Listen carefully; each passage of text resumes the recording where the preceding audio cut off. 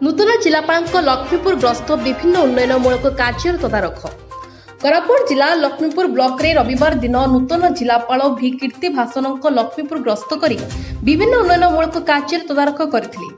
श्री भाषण आईपीएस सौम्य रंजन प्रधान प्रथमे लक्ष्मीपुर ठारे 5टी माध्यम 3 कोटी टंकार रूपांतरण कार्य चलिथिबा गोष्ठी स्वास्थ्य केन्द्र परिदर्शन करी कार्य चलिथिबा कक्षगुड़िक तदारख समय गोष्ठी स्वास्थ्य केन्द्र कर्मचारी उपस्थित रहिथिले एवं तुरंत यह कार्य समाप्त करबा पई ठेकेदार को फेब्रुआरी मास 20 तारिख सुधा समाप्त करी जिम्मा देवाक कहिथिले एवं फेब्रुआरी 10 तारिख दिन पुनर्बार तदारख करिवे बोली ठेकेदार को कहिथिले।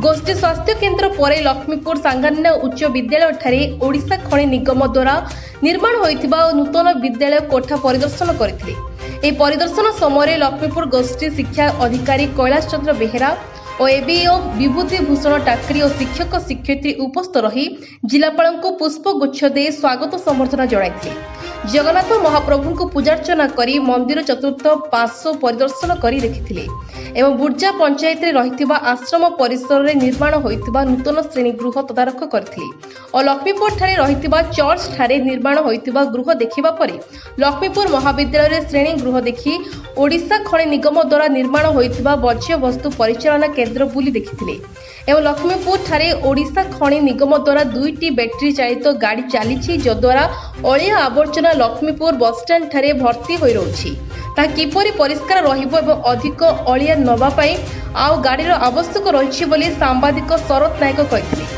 जिलापाल एहाको सुनी वीडियोंको सह आलोचना करी व्यवस्था कराजिबो बोली कहिसथि। एही तदारख समय लक्ष्मीपुर ब्लॉकर कनिष्ठ जंत्री Gopal Minchi GPO Sudhir Kumar Behera OLM incharge Prakash Sethi एवं कर्मचारी उपस्थित रहिथिले। Koraput Shyam Khilank report Kalinga Samaj live.